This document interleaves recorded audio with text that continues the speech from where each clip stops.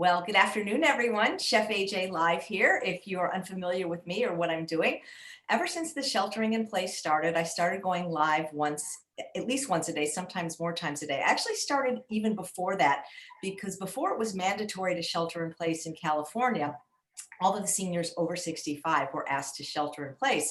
And I had so many people in my community, friends that were so lonely, they live alone, and I wanted to create some kind of a connection. So I started going live every day, just as me, and doing what I called community chat. But then I got to the point where I was getting sick of hearing myself talk.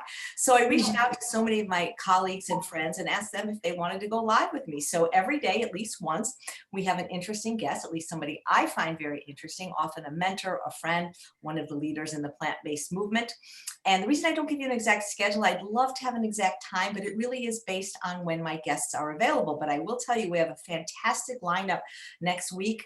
Starting tomorrow at 9 a.m., I'm going to be interviewing Toby from the Plant Fit Summit. That was a request from you guys. So if you have a speaker that you'd like me to interview, please mention. But also, if I don't know them, you're going to have to give me their email. I just don't have time to be doing all kinds of searches now. And Dr. Judd Brewer on Tuesday, that's at noon. He's from UMass. He does the mindfulness techniques that we talked about in the summit. I have two guests that day. I also have a fabulous cook, Anya Cass. And then on Wednesday, I've got Nicholas DeVorn from Local Spicery. On Thursday, I have Dr. Yemi Cazorla, who's written a book about children and intuitive eating. On Friday, I have vegan bodybuilder Robert Cheek, and that's it for the week so far. But what about today? So today is Sunday, and I have somebody who I've actually known for over 30 years who has made a tremendous difference in my life. Her name is Linda Logan, and she's actually a motivational teacher, a speaker, a counselor, a life coach. She's conducted classes throughout Los Angeles, all over the United States and Canada. And actually, when we lived in Los Angeles, Charles and I often took her classes. Unfortunately, I don't live in Los Angeles anymore, and either does Linda. She lives in Atlanta. So if you are in Atlanta, maybe you can find out what she's doing there. And the way I met her over 30 years ago was I was a big fan of the author Louise Hay, who wrote a book called You Can Heal Your Life. And I still am. I recommend that book. I read it once a year. I've even based some of my teachings and my classes on that book. And when I took an actual seminar, a several-day seminar about that book, Linda Logan was her assistant and her teacher, and we've been friends ever since. And she's here today to kind of help us get through this in ways that some of the doctors aren't doing, like kind of emotionally and spiritually and metaphysically. And if you have questions after you hear her talk a little bit, I know you're going to love her as much as I do. Welcome, Linda Logan. Welcome to me. Yes, Abby. I'm so glad to see you again. And it has been many, many years since we've known each other, and it's been wonderful every year. And actually, she's the only one that's allowed to call me Abby because she's grandfathered right, sorry. in. That's okay. Family is allowed to call me Abby, but everybody else, I'm AJ. But yeah, that's okay. Because they may not know that my legal name is Abby. But go ahead. All right. Well, what I wanted to talk about today was the epidemic that we're going through right now, and sort of get a different slant on it and how to look at it and how to live through it. And what I'm calling it is the great equalizer, because it doesn't care about borders, it doesn't care about what color you are or what country you live in. It's everywhere. And I think that there's so many lessons that it's bringing that I'm so sorry for the pain and all that it may cause a lot of people. However, I think when it's over, I'm hoping that people will have learned then how to live with each other, how to understand the connection, that we're all one being, actually. You know, we forget that, or at least we're never taught that. And the thing is that we are one being. We're like the cells in the body of this being, just like the heart cells and the lung cells and all of that. And each one has to work with the other. And the world has forgotten how to work with each other. And that's what my concern is now, is that the lessons will be learned when this is over, and that we'll learn that we are not just the United States of America, we are a part of a global family. Yeah. I love that, because you've always taught me that lessons will be repeated until they're learned, and that seems to be true. And that's what's happening now. We haven't learned, you know, and it keeps coming, and it comes in little ways. You know, we always say it comes in one little punch, and then a big punch, and then the knockout blow. And I've been saying that, you know, the way the world is going with all that's happening politically and everything, that there's a need to have something big happen that unites everybody. I had no idea what it was going to be. And, you know, I thought about war, I thought about all sorts of things that it could be. But when it came in this way, I said, oh, here it is. Here it is. Here's our opportunity to come together and to learn together and to grow and become more than we were before. This seems to be the first time, at least in my 60 years, that everyone is united against the same enemy, the virus. You know, in wars, we're on different sides, but you know, certain things affect only certain regions. This is actually global. And this is what had to happen, because we had to get to the point where we would finally come together, as you said, for one common goal, and that is to get well. And it's more than to get well from the virus. It's to get well from the hatred and the bigotry and the greed. It's so many things that we have been sick. It's like this virus is a conglomerate of all the awful things that we've been doing to one another. And it's coming, you know, it's coming to tell us, come on, wake up. It's like nature who runs this whole thing. Let's understand that. Mother Nature said, okay, time to shut up, sit down, go to your room, and think about what you've been doing. Think about how you've been treating each other. Think about how you can be different. You know, how your mother would send you to the room. Now go in there and think about what you've done. And when you're ready, come out and tell me how you're going to change or what you're going to do differently. And that's what we're going to have to do now. Well, I've always liked the way you looked at things, and you look at things differently than a lot of people look at things. Yes, I do. I think that part of what I want people to learn, again, I want people to understand that they really are one being. You know, I've written a book about the body and how it works, and how you know, we have to understand that there's a power that's in each of us, and it's within our own central nervous system. It's in our own blood flow. It's a part of us that when we're getting ready to get sick, there's a signal that goes through and tells us that there's something going wrong. We have cells that go and repair all the time. They're constantly moving and going through our bodies. And what I tell people to do is feel your pulse. If you want to feel the power and the presence of something great, feel your own pulse. And you'll feel that this system, this energy that's running through you and constantly checking up on you and trying to make sure you're okay. And after a while, we overwork it. And that's when we start to get sick.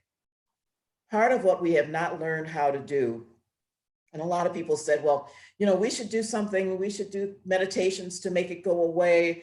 We should do this. No, I don't believe that. I believe that everything has its time to run. Again, I'm hoping that that a lot of people are not going to, you know, have to meet their demise because of this, but I do think that we need to let it run its course. We're always trying to control things. We're always trying to make things the way we want them to be. We're always so concerned about being happy. Well, it's not about being happy. It's about living your life and learning what it is you need to learn about yourself. And that's, for me, much more important than trying to make it go away. Because as you said at the beginning, if you don't get it once, it's coming back. If you don't get it twice, it's coming back. So you might as well stay still and allow it to do what it's going to do, because it is going to go away. Eventually it will be gone. It's like anything else in life where things happen and you think, oh my God, this is going to be forever and I'm never going to get through this. And then you look back one day and you say, well, you almost forgot that you'd gone through it. So I don't know that this will be as forgettable as some things, but I do believe that we need to just get still and realize that what we're here to do is to be with one another, to help each other, to really be of assistance in the best way that you can of each other. What can I do? How can I help you? How can I be there for you? You know, you're doing this show in order to help your neighbors to be able to weather all of this because they can't go out. You know, whatever you can do, it doesn't have to be monumental, It just can be anything that you can think of that would make a person's life better.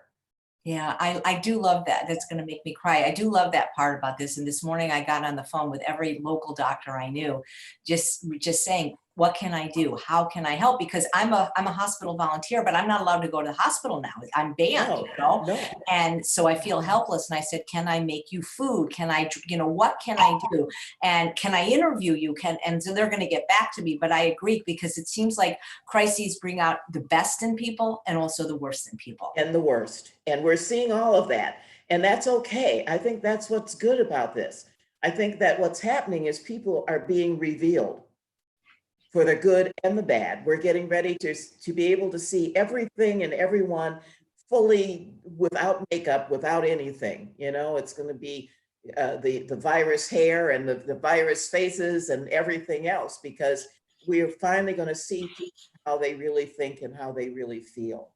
Yeah. Even though at least in California, we are required to wear masks now when we go out. That's everywhere now, I think. But yeah. Well, California is requiring it, and other places are saying it's your choice. And I think that's very foolish. I think it's very foolish. I think everyone should be wearing a mask. You don't know, they keep acting as though they understand what this thing is. They don't. They don't yet. This is a whole new phenomenon. So I prefer the one like Governor Cuomo, who tells you the truth. He just says, hey, we're not sure what's going to happen.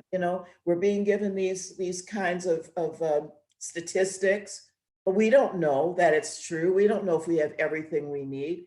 I think it's a time to be honest with people, time for people to grow up and be able to see things as they are, instead of trying to act, like ostriches with their heads in the sand. Yeah. I'm like you, Linda. I like to just, I think about the future and the good that's going to come for this, rather than, like, so many people are so stressed and anxious. And I'm not talking about the people on the front lines that are like the people Yes, that yes, are in a very comfortable home with enough food, and yet they're still freaking out. What tools can we give these anxious people that this too shall pass? Well, this too shall pass, and they see that things always have passed. But they need to understand that they're straining their own immune systems by getting upset. This is the time for calm. This is the time to get to, I always love it when I'm actually enjoying this being in. I'm painting again. I'm doing some writing again. It's allowed me to feel more creative. I suggest people get creative, the cooking, start finding some new recipes, start doing some different things, read books that you haven't read before. Netflix is my best friend at this point. I'm watching lots of movies that I wouldn't have watched before. And I'm learning new things, find something, a language perhaps that you've been wanting to learn, and get on one of those free apps and start learning French or Spanish or whatever it is.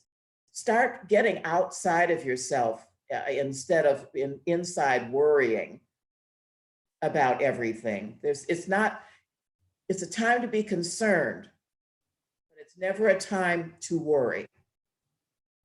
I like that. Absolutely. Yes, and because worry is a whole different thing. Concern is healthy. Yeah. Let me read some of the nice comments we're getting. Esther says, yes, we are all a global family. She's now reading The Power is Within by Louise Hay. Yes. Lily saying, exactly, we all come together.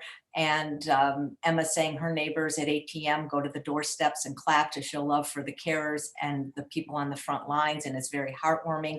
Anne says, we can't get out of the wilderness till we learn the lessons of the wilderness. That's a good Exactly. Exactly. I am in such full agreement. Don't leave this until you've learned everything you need to learn. How am I responding? How am I thinking? How is this changing how I think? This is the time for it. We've been asked to be quiet and to be still, and that's a time for self investigation, self pondering. I'll say, to see. I've learned so many things about myself just in all of this. Just get quiet. It's okay. It's okay. There's a reason why we're asked to to be this, and it's an inner reason to do that. And they've noticed that the atmosphere is so much better because people are not driving so much. There's a stillness. It's as though it's giving Mother Nature a chance to get itself together again and to, to be what it is. One of the things that I would tell people is to really look at nature, which we are a part of, and realize that's nothing is stopping it. The trees are budding. I'm here down in Georgia. We have magnolia trees, and we have we have so many beautiful trees, and they're all budding. The epidemic is not stopping them because they know that there's going to be a day when they'll be in full blossom again, and we need to know that. Yeah, absolutely. Rachel says, I relate on being connected to others. This crisis has awakened a sense of forgiveness the last couple of days. I'm finally able to start letting go of some of my wounds and release the anger at those who have hurt me. That's excellent. It's funny, Linda, that we're kind of forced to wear a physical mask now, but most people have been wearing a mask their whole life. Yes, they have. Yes, they have.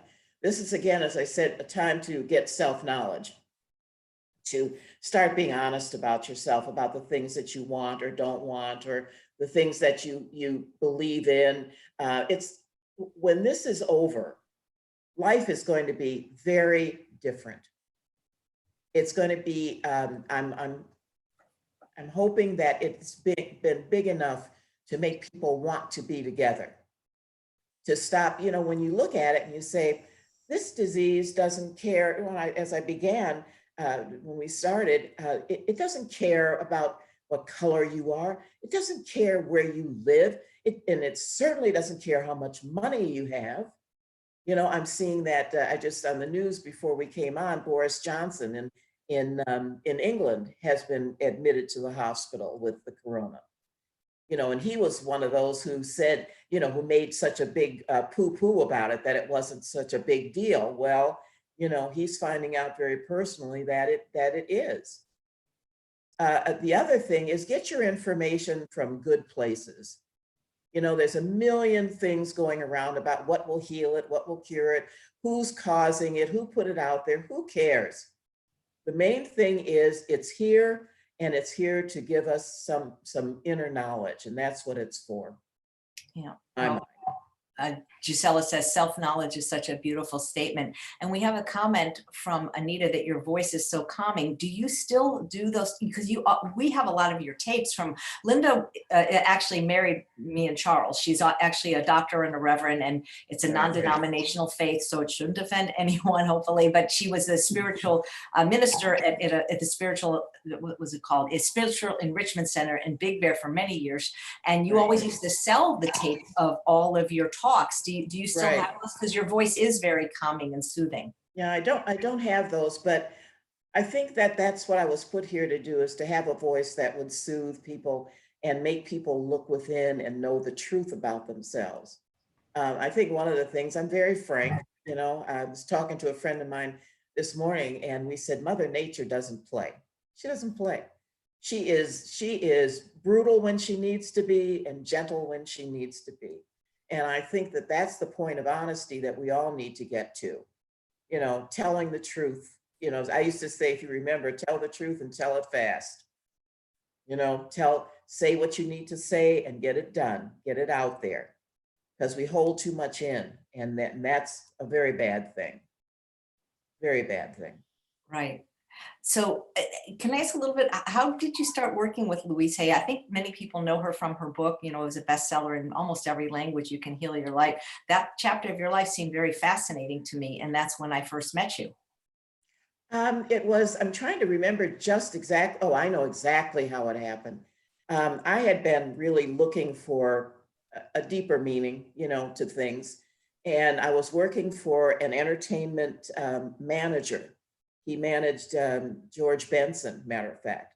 And there was a young man who came in, he was a musician, and we started talking. And he said, I've got just the place for you to go. And I said, okay. So he invited me, and we went over to Louise Hay's house when she was there in the Santa Monica area. And when I went into the actual meeting, I sat there and I listened.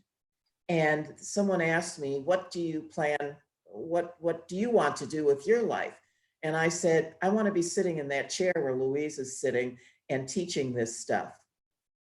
And within a year's time, I was teaching classes. I worked with her with through the AIDS epidemic. We did the hay rides in the park in West Hollywood. Traveled with her doing many of the workshops, the big international workshops that we did, and local ones also. It was a very enriching work, and I'm still friends with a lot of the guys who, who I met there, who survived that epidemic. It was a very sad period of my life because so many of my friends were gone after that, and it was very, very painful. In fact, I had to leave it after a while because it was too much for me. Well, that also was an epidemic. What did that teach us? And at that time, were you the same way, saying that we have to use this as a learning opportunity?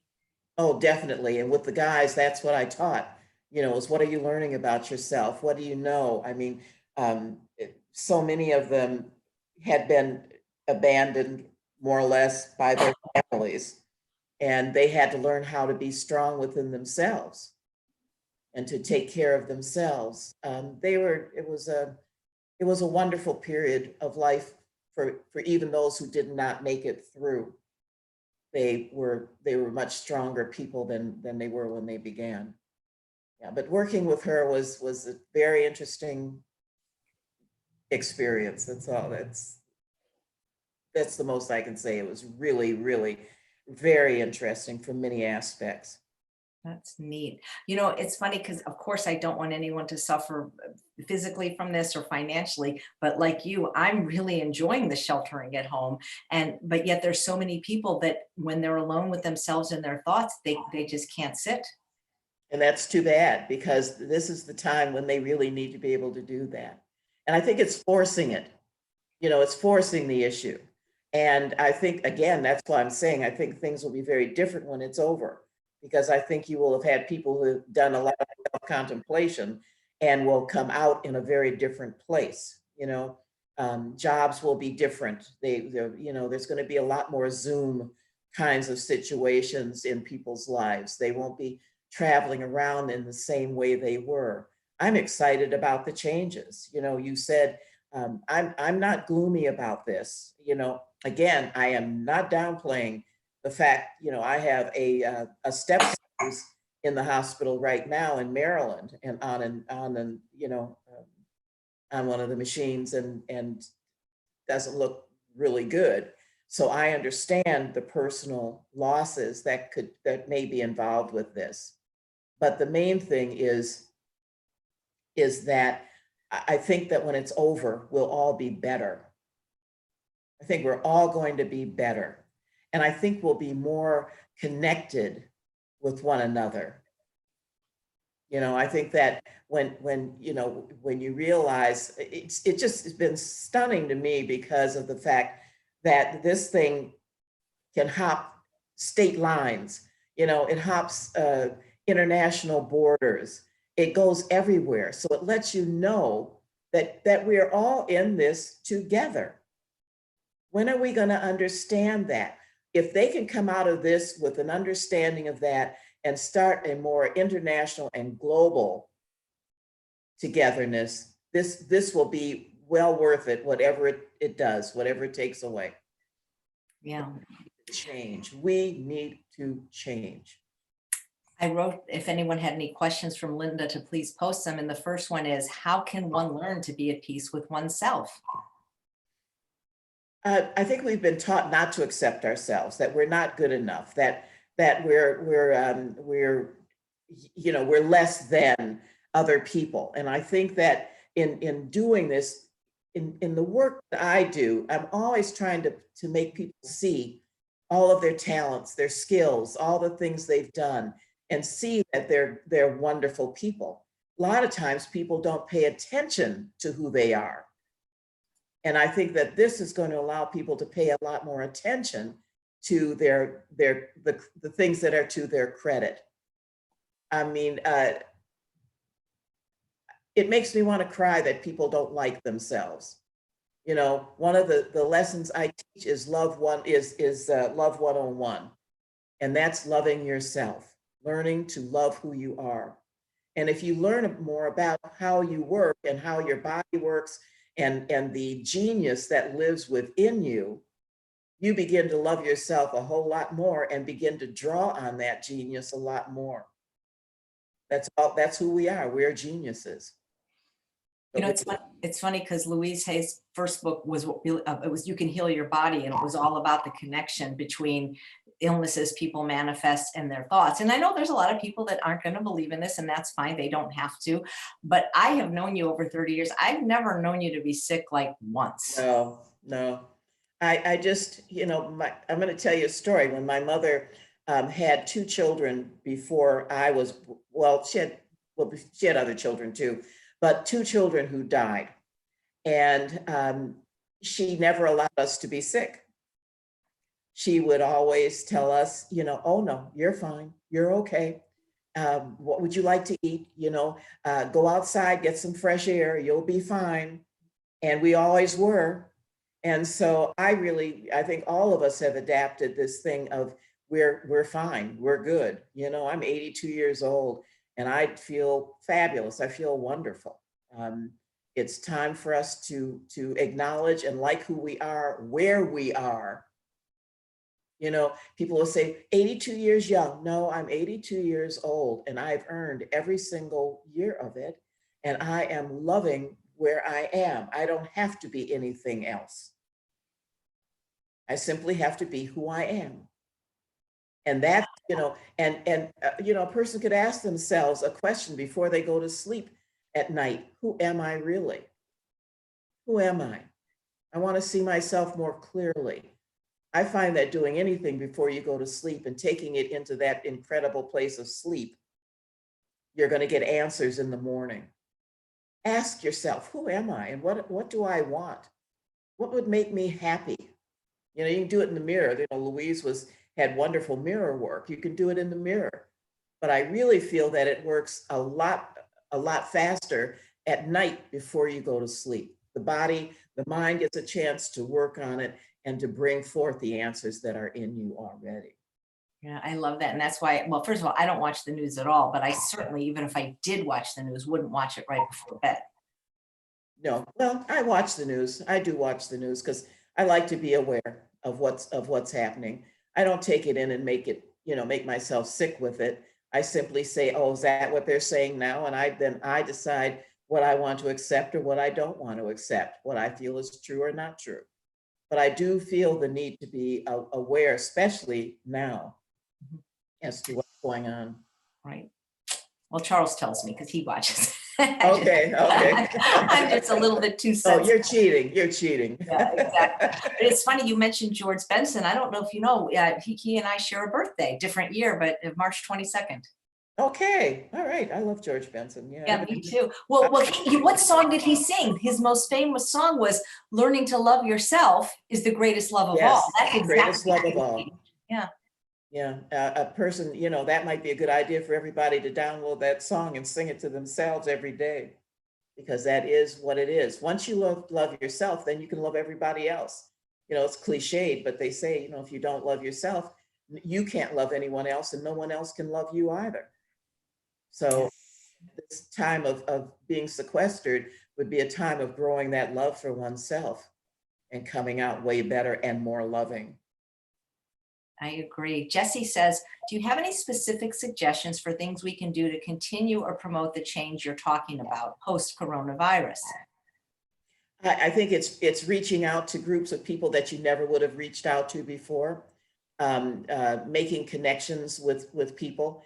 Maybe even, you know, maybe reading about Chinese history to find out about them, to get a closer feeling about them, watching movies that are about other kinds of people than you would have ever been around before. I think mainly it's people not being able to know people of different ethnicities, of different backgrounds. You know, find out about people, start being interested in people. I think that's the main thing. start being interested, you know. Wow. We have a question. Someone just joined us in progress. Colleen, the person I'm interviewing is Linda Logan, and she is a motivational teacher and speaker, and actually the author of a book called Put On Your Thinking Cap. Tell us a little bit about your book.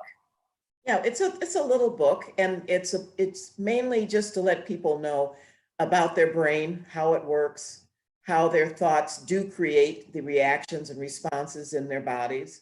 It talks about the different parts of the brain, but I also bring a lot of personal stories in about my life and how I came to these understandings, and knowing that there is something within me that is incredibly wonderful, and beginning to learn how to draw on it. And that's what I wanted people to be able to do, is to start to recognize that they're not just walking around a bag of bones. They're walking around with the greatest intelligence that has ever been known, is within each and every one of us, each and every one of us, communicating with each other.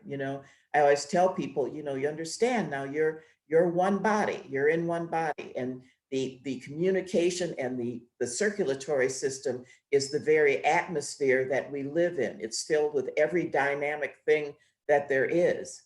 We wouldn't be able to talk to each other. We wouldn't be able to do what we're doing right now without this incredible stuff that's in the air that connects each and every one of us. So when we begin to understand the connection, then life becomes a lot different. I look at people now, and I look at everybody and say, oh, look at me there.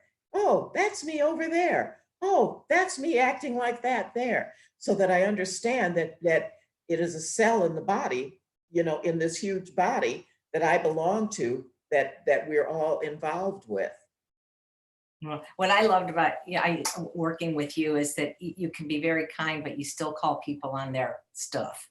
Yes, I do, because I don't think it's fair to let people go on and hate themselves, or feel they're less than, and not understand who they are. I don't like pity parties.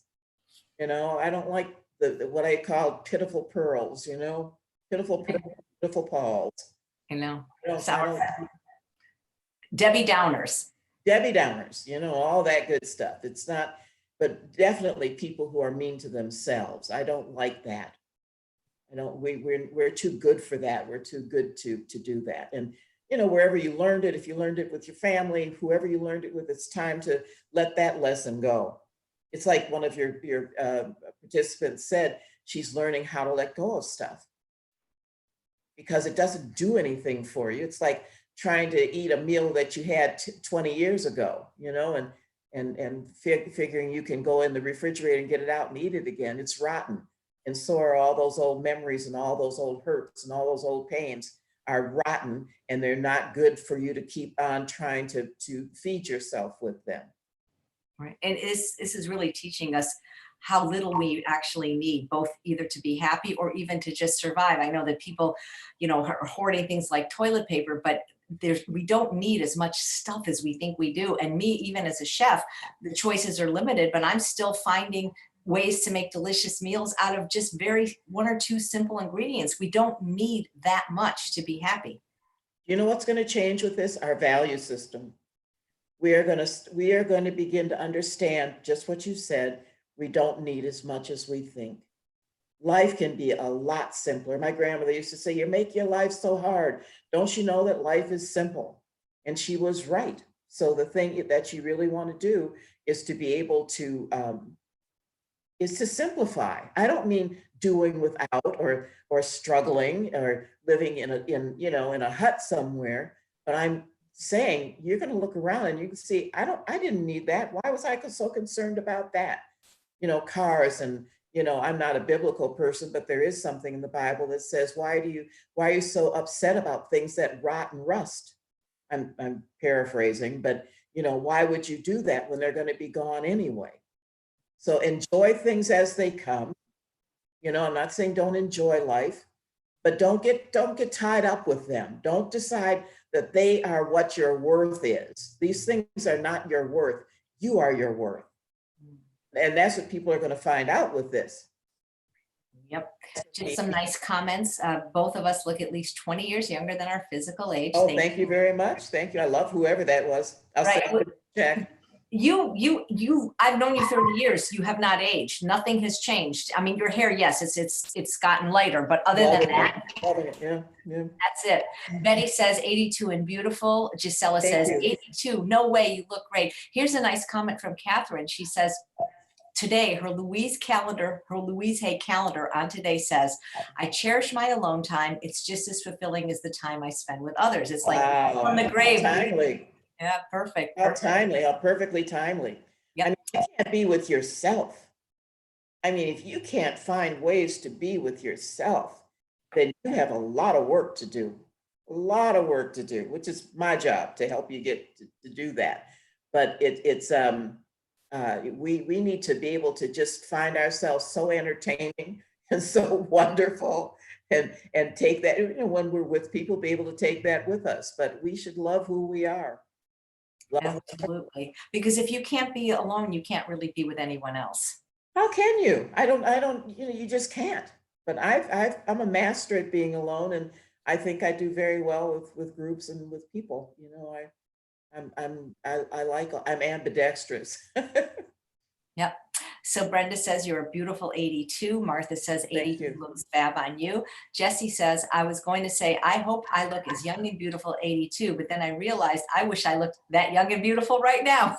Oh, no, I love your people. I try to have kind people. If they're not, then I kick them right off, because there is a way to do that, even on the live streams. Deborah, as my friend Deborah says, beautiful inside and out. And let's see what else. Jessie says, all of my interviews in the past weeks have done exactly what Linda suggested. Very different people, but the caring component cuts across everything. True. And Jill says she's a wise and beautiful teacher, and she's been our teacher for over 30 years. And are you teaching any classes right now? Can people work with you like back in the day? Because I know things, you're in Atlanta now.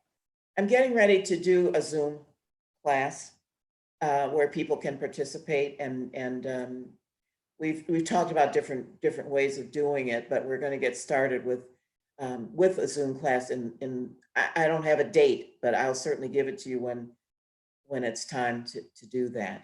I'd be happy to send it out to you. I'm not doing anything now, and it's been really hard for me because this is my life. This is all I care about, is working with people and doing things with people. But apparently this was the time for me to work with myself. And I've done so many years of making sure everybody else was okay. Now it's time for me to do some inner work. And I think that's what this was for. We're getting ready to leave Atlanta to go back to California. No way, you didn't tell me. Where in California will you be going? I'll be in Riverside. That's like an hour from me. I know. We're going to be right there. So, I mean, and it's a good thing I could do classes down there, and travel around. That's incredible. Yeah, Louise, we don't have the link for the Zoom class yet, but since I know you, Louise, and you're in my community, for sure, we'll send it out to your mailing list. Robin, I know Robin too. You're Atlanta, you're her neighbor. So Robin, if you want to get her in person, get her before she leaves. This is incredibly good. It's incredible good news. I didn't know you were coming back. Yeah, it's very hard to leave California, isn't it? I mean, permanently. Well, it's hard to leave California, but I'm going to tell you that I've enjoyed my time here. It's a beautiful place. It's just absolutely beautiful and green and soft. I consider it soft here. So, it's I'll miss that, but I do need to be back, I think, in a little busier kind of flow than I have been. But Kim is asking for the name of your book. It's called Put On Your Thinking Cap. And can they get it at your website, lindaloganslogic.com, or is it? Well, they can get it on Amazon. Oh, nice. Mm-hmm. Can be gotten on Amazon. Yeah, Linda Logan. Yeah. Very nice. So here's a great question from Betty. If possible, can you share a great disappointment and how you conquered it? Oh, golly. You can think about it for a minute. A to Z. Well, relationship-wise, having a marriage dissolve and not being able to have a, relationships have been a big challenge for me, a really, really big challenge for me. And they've been a challenge because of my own thinking, because of the way I think about things. It's been difficult to find people who can understand within a relationship how I think. They always want to change me or whatever. So that's been very, very hard, and I think it remains a challenge. So we all have something we're working on. Yeah. Ruth says your voice is very soothing. It's true, because we always used to get when you would give the talk every week, we'd always buy the CD or the cassette, depending on that dates us how old we are. Right. It is very soothing. Absolutely. Oh, good. I'm glad. So putting on your thinking cap. Yep, it's the name of the book. So let's see. Do you guys have any more questions for Linda? Or Charles, do you have any questions for Linda? It's funny, when I met you, I don't know if you remember, it was one of the hotels by the airport where you were teaching a 3-day seminar. It was like a You Can Heal Your Life seminar. Mm-hmm. And when I got there, I was initially disappointed because Louise Hay was there, but not in person, only through, right. I don't know if it was called Skype back then. Right. And then you just blew me away, because with not only what you taught that she had, but all your own stuff. And I was 29 years old at the time. I didn't even have a boyfriend. And I said to you, and we ran into each other in the bathroom. I said, I want you to marry me, meaning not physically be my wife, but got married, because I knew you're technically, this is Reverend Dr. or Dr. Reverend Linda Logan, and you have the ability to marry people. And guess what? I was able to manifest that 6 years later, and Linda did marry us. And that was wonderful, in the rain. Yep. It was at that beautiful Japanese garden. Yeah. Yep. So it's so very, very cool. So if any of you are getting married, she can also do that as well. And what was interesting is I've never been married before, so I didn't know how that worked. But you required us to do counseling before we got married, which I think is brilliant. If more people did that, maybe there'd be less dissolved marriages. Well, and there'd be fewer marriages too. But I mean, I've had people who I've counseled and asked certain questions, and they realized that they had never discussed certain areas of their lives because they were avoiding it, because they knew the truth. And when they finally, discussed it and all, they realized that they were not in sync with one another. It saved a lot of time. Then I have other couples who've been married for, 20, 30 years and doing beautifully, have worked through a lot of things, but doing well. That's one of the funniest things, and we actually have, it's on VHS, but there's probably be a way to play it. We have our wedding ceremony, and one of the funniest things is because I'm Jewish by birth. I'm not religious. I think I'm just spiritual, and Charles was of another faith. We did a multicultural kind of wedding, but we did keep this part of the Jewish ceremony that I really like, where the groom breaks a glass, and he did that. And then Linda said, "This is the last time in the marriage he'll get to put his foot down." And and it's true. Yeah. Well, there's a comedian that's a friend of mine named Steve Middleman that said that when he got married, his father-in-law disliked him so much he made him take his shoe and sock off before he broke the glass. You use that. I like that one. Is that a good one? All right. So Esther writes something that I hear a lot in metaphysics. What we think about, we bring about. And I feel like I'm sort of straddle two worlds, because I'm very much in the medical scientific community with what I teach with plant-based nutrition. And then I also feel like I have a spiritual side. And when I try to merge them, the doctors that I work with and for kind of think this is hooey, but it's not. Because like when you think about the people like Dr. Bruce Lip, I mean, there's medical doctors that are proving that what we think about, we bring about, that it's not just, I think doctors try to become too clinical, but I think that if they would investigate people or spend more time talking to a person, they would see the connection between a person's thinking and the kinds of things that happen to them physically. There is definitely a correlation with how people think about things. I think just too many people that I've known with cancer who have withheld anger, who've not been able to express themselves. There's just a lot of things. I don't blame people for doing it, because they don't know what they're doing. but we have connections between everything that happens in our lives and how we think, because it's all about the choices we make. It's all about the decisions we make. You know, we make decisions sometimes that, you know, I think about relationships with some people that I knew were not right. You know, I knew it, but I wouldn't admit it. So we have to take the thing that I want people to know more than anything is take responsibility for your life. Be responsible for the decisions. When things happen, know that it was something that you brought in. You're the power in your life. You are the power in your life. It's your decisions, how you decide to live your life. That is up to you. And then the things that come out of that are what make up your reality. So accept your reality and learn from it and decide that you're going to think differently. Decide that you're going to switch that. You're going to begin to grow in a different way, in a different direction. Just Right. learn. Everything is a learning experience. Yeah. Rhonda says, right on, take responsibility. Yes. Chrissy says, I'm enjoying this alone time. I'm social and necessary. Linda, you are a beautiful soul. I've waited to come along. Thank you, sweetheart. And I love what Martha, Esther says, this interview is softening. And Martha says, it doesn't matter if you think you can or you think you can't. You're always right. You're always right. Oh, that is such a good point. That's because you're so powerful. That's the power that's in you. You decide you're wrong, you're going to look around and everything around you will reflect that, where another person who has a different viewpoint will be in the same situation and see everything that's good.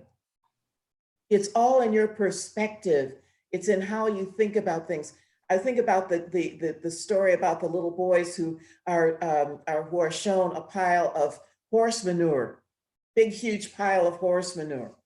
And one little boy said, ugh, I'm not going to touch that. I'm not going to get dirty with that. And the other little boy just starts plowing through all of this stuff and everything. And they said, what are you doing? He said, I know with all this horse blank, there's got to be a pony in there somewhere. So there's a pony in there somewhere, even if it is a pile of horse manure. There's something in there for you to learn.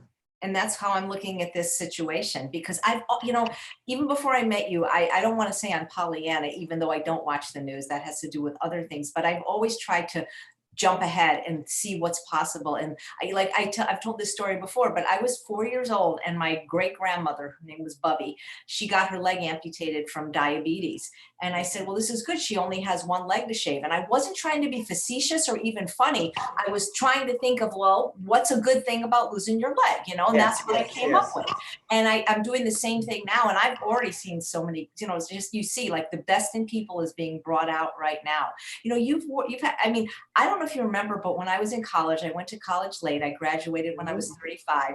And I don't remember what it's called, because it's not a thesis, because it wasn't a PhD, but I had to do like this huge paper about the most interesting person I ever met. And at that time, you were only like 60. Do you remember I wrote a paper about you? Yeah, I do. Thank you. God, I hope I still have it. It was because you've had such an extraordinary life. Not that you're going anywhere. I see you living probably outliving me, but you have worked with so many interesting and phenomenal people like Louise Hay, and you introduced me to one of the greatest humans I've ever met. And I think about him almost daily, because I named my I know who you're going to say. Yeah, I name everything. So every car I've had, I give a name, like name one after Willie Nelson and, Right. Chris Christopherson. And I named my house after this gentleman because he really signified possibility and prosperity. And that's the late, great Dr. Reverend O.C. Smith. If you're old enough to remember music from the 60s, he had a big hit with God Didn't Make Little Green Apples. He had an extraordinary voice, but he actually became a minister of the City of Angels, where you also were a minister. He did the Sunday service, you did the Wednesday service, but that must have been a great relationship, huh? That was another wonderful experience, because one thing, he was very honest, very direct. He came out of a showbiz life, so he had seen the rough and the raw, within that, and he was very honest. He was, he really, he lived what he taught. He lived what he taught. He he was wonderful, you know, and his voice, talk about a soothing voice. His voice was just something that was, the clarity of his voice was always so wonderful to me. You know, he never missed a note. I was there, I don't know how many years, never an off note in his voice. Just beautiful, just beautiful.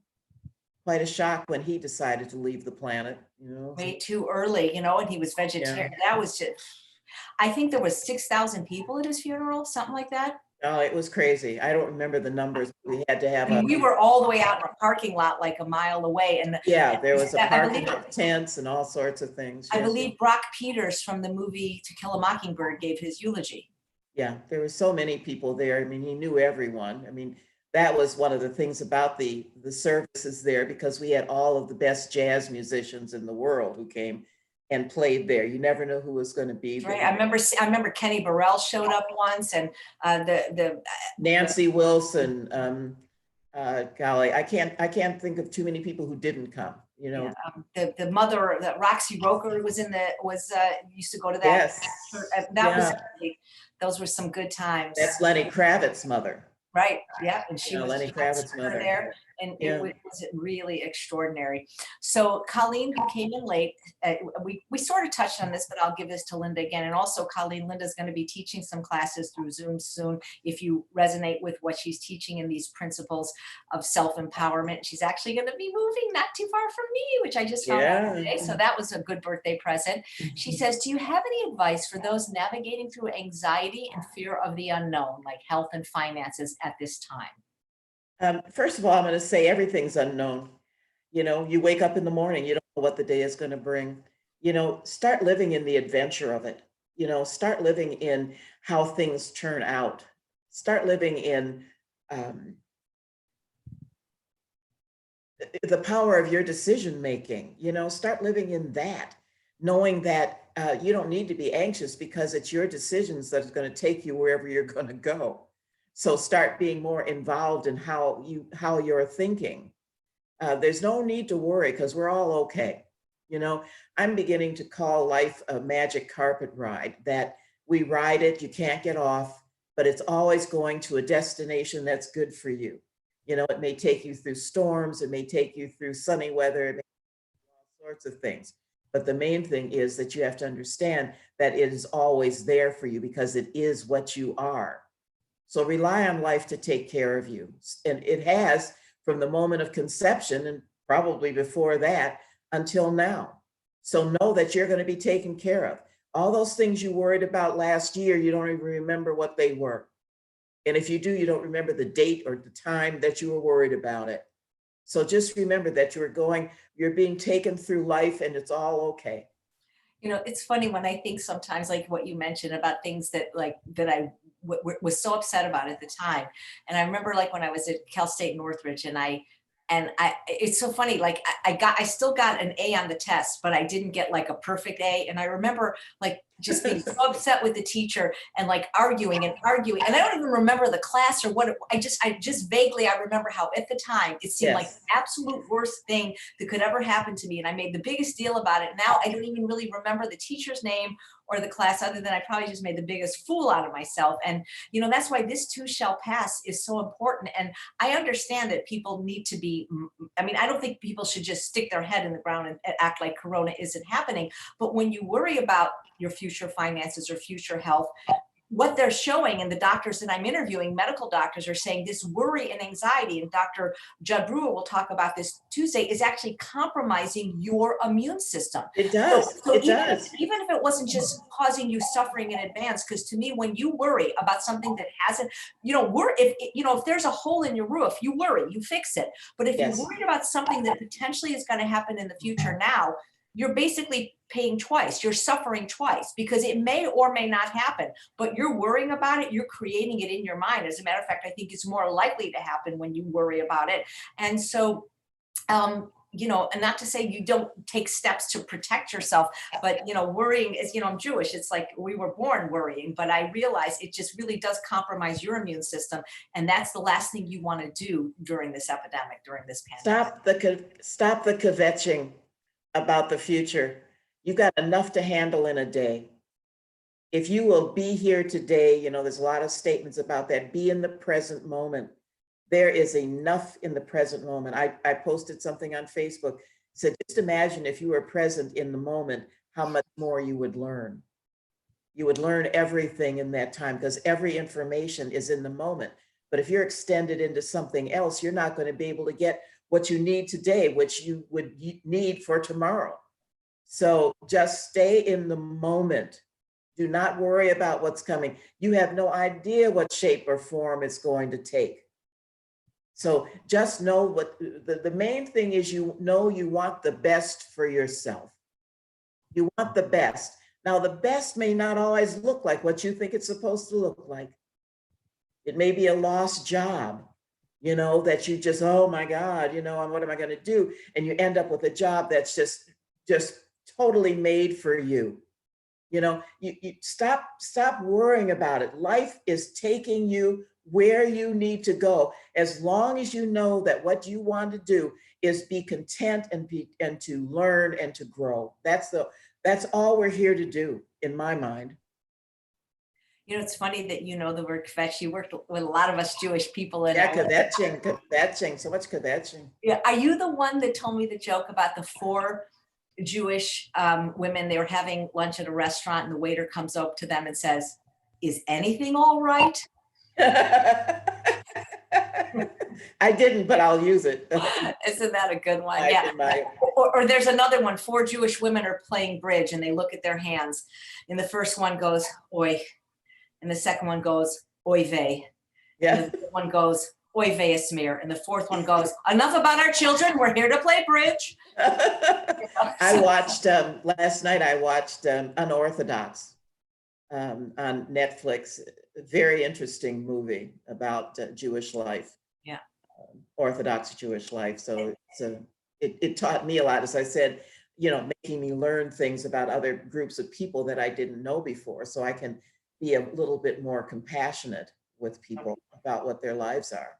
That's what we need to learn. We need to learn compassion, because everyone is us. Everyone is us. Treat everyone like, you know, I mean, I know it's an old saying, you know, treat everyone like you want to be treated. No matter how they look or what they're saying, always look at them and see the best. Yeah. So Debbie from Ohio says, "Stay in the moment. It's the wisest way to live." And Tammy says, "Living in the adventure of this, needed to hear this today." She wants to know if you have a blog. I don't believe Linda has a blog, but maybe she could tell you if she's on social media, where to follow her. Her website is her name, Linda Logan, but with an S, lindaloganslogic.com. Her book is called Put On Your Thinking Cap. And if you're on my mailing list, when Linda decides to start teaching her classes more globally, then we can definitely let you know about them. How would somebody find you on Facebook, or are you on Twitter or Instagram? Or I'm on Twitter. I don't go on it very much. I'm on Instagram, Linda Logan, and I'm on Facebook as Linda Logan, and you can friend me and let me know friend me. I'll friend you back.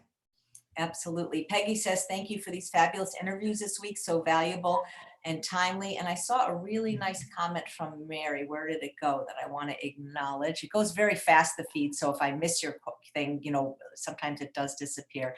I don't know. Mary Canfield had a really nice comment that I wanted to acknowledge, but you never can find it when oh, here it is. "I love your speaker. She's amazing." Yes, she is. And, you know, I'm really trying to bring to you a variety of people. As much as I love all the plant-based doctors, I just don't want to keep saying the same thing over and over. So I'm just really letting you in on the people that have been important to my life. That's why last week you had my Reiki guru who did the sound bowl healing, and the week before, Jocelyn Grave, who is also a vegan cookbook author, but does this kind of, I call it metaphysical, spiritual work, call it what you want, but to me, it's just really important. You know, science is important, but it's just, you need more than science. You need to, like Linda says, I think compassion, that really is the answer. And now, like what you're saying, without the planes flying so much and the cars driving so much, we're actually, this sheltering inside is not only showing compassion for the other people that we don't want to expose, but for the planet. For the earth. Be compassionate with the earth. It is the thing that supplies your every single need. Every single need. to not love it and respect it and take care of it is insane, because you're killing that which feeds you, which clothes you, which does everything for you, everything. So I hope that this will allow us to become kinder and more compassionate to the earth. I'm very much involved in wanting that to happen. Mhm. Christine says, such a beautiful woman. Thank you for introducing us to her. And Nadej says, you have a beautiful soul. She just ordered your book. Thank you so much. That book is called Put On Your Thinking Cap. Paula says, needed a break. Very relaxing to my spirit. Do you do formal meditations, or just, I know your voice is very soothing, because we're almost at the hour and I didn't. Okay, well, I am doing, I am open for counseling at this point. People can reach me through Logan736 at gmail.com. Could somebody please type that in, because my chat, I can see it, but I can't type. And her email address is LLogan, LLOGAN 736 at gmail.com. If anybody wants to book a private session. I know I have had many, and they're very inspiring and fun. And my husband has as well. And I don't think Bailey has ever had a session yet, but I don't know if you can do dogs. So I don't know. I think so. I'm getting so that I'm almost as bad as you are about dogs and who they are. Yeah, but you said you'd never get a pet because you don't want to have to say goodbye to it. I know, and we have 2 dogs, so yeah, and they're wonderful, and it will break my heart if anything happens to them. But well, I'm glad you got some canine company. Thank you, Stephen and Kathy and Susan, for all posting Linda's email in case anybody wants to get in touch with her. So yes, thank you so much. You typed it exactly right. Okay. A million Linda Logans, smiley face. I wish there were, but she is really one of a kind. And I'm so happy she came into my life when we did. They say there's people come into your life for a reason and a season, but some people you just can't get rid of. And thank God you're one of those people. Yeah, you've been there through the birth of my grandchildren and through everything that life has brought about. Ex-boyfriends and everything else. Oh, I see. What she meant by a million Linda Logans is that there are a lot of Linda Logans on Facebook. Sorry about that for not understanding. Oh. I got it now. How can I identify who I am? There's a picture of me by a tree. Just let's see if I can find you. And oh boy, yeah, I'm not friends with anybody on Facebook, so that's why. Okay, I'm not sure how to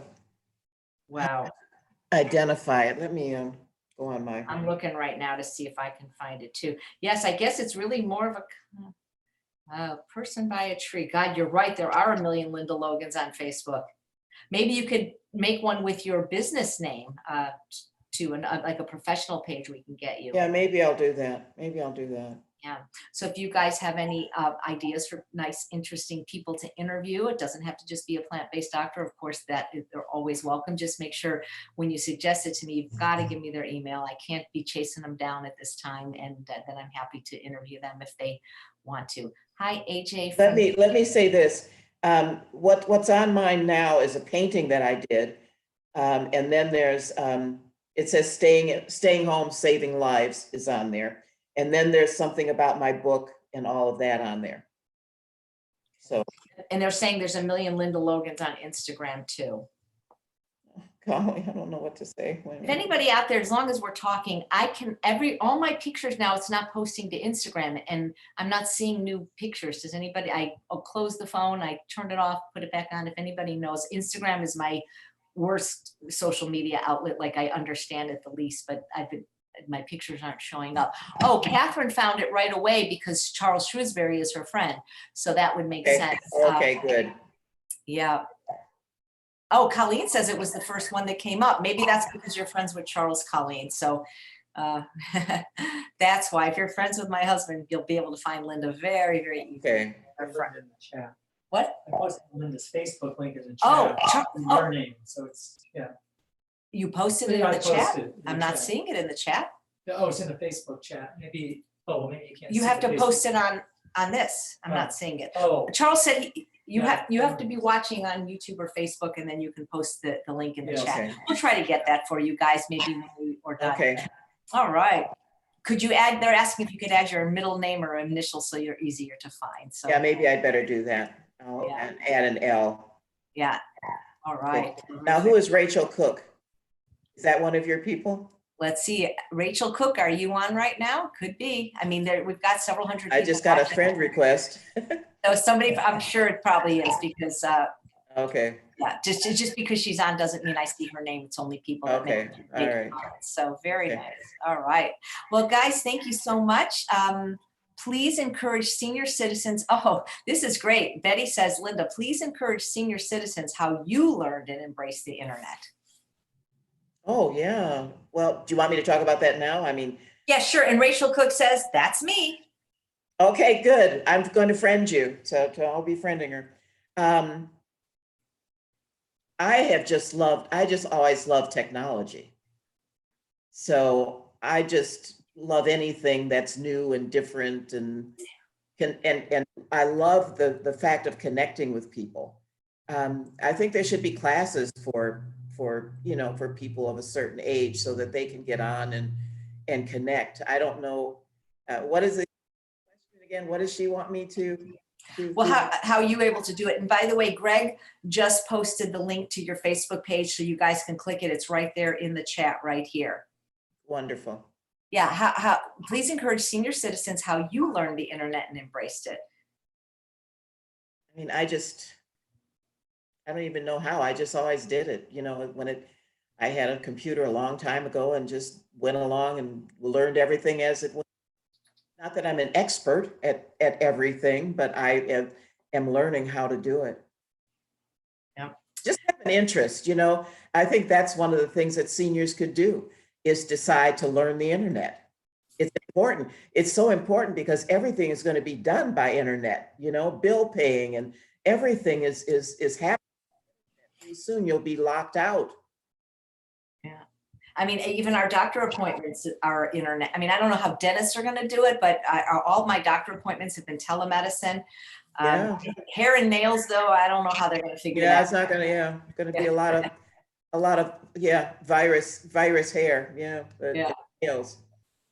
Well, your hair looks beautiful and you always look beautiful. And thank you guys for watching this afternoon. Rachel says it was a very comforting chat and comfortable for the afternoon. And next Sunday's Easter, so I'm trying to get somebody more like this kind of mind to do the Easter broadcast.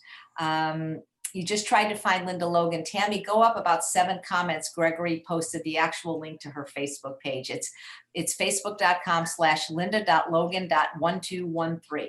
And then you will find her. So, well, when can we expect you back in California? Well, whenever this is over. Okay. You don't know when we can get out. Riverside is a big county because I'm actually, even though I'm near Palm Springs, I'll be in Riverside, in the city of Riverside. And you will also be in the county of Riverside then? Yes, exactly, Okay. exactly. So I'm guessing you're going to be probably 75 miles away, if I'm guessing correctly, or something like that. Yeah, it's not bad. It's not far. Maybe 90. Okay, well, terrific. Stephanie says this was great. Yes, it was. So thank you guys for watching. Come back at 9 a.m. Well, I want to thank you for asking me to do this. You let me do the thing I love to do the most. So I'm looking forward, and I will be friending all the people who have friended me. Okay. Terrific. And check out our website, LindaLogansLogic.com. Thank you guys so much. And like Linda says, let's enjoy this. Let's learn from it. And above all, let's be compassionate. See you guys tomorrow. Take care, Linda. Love you. Bye. Bye.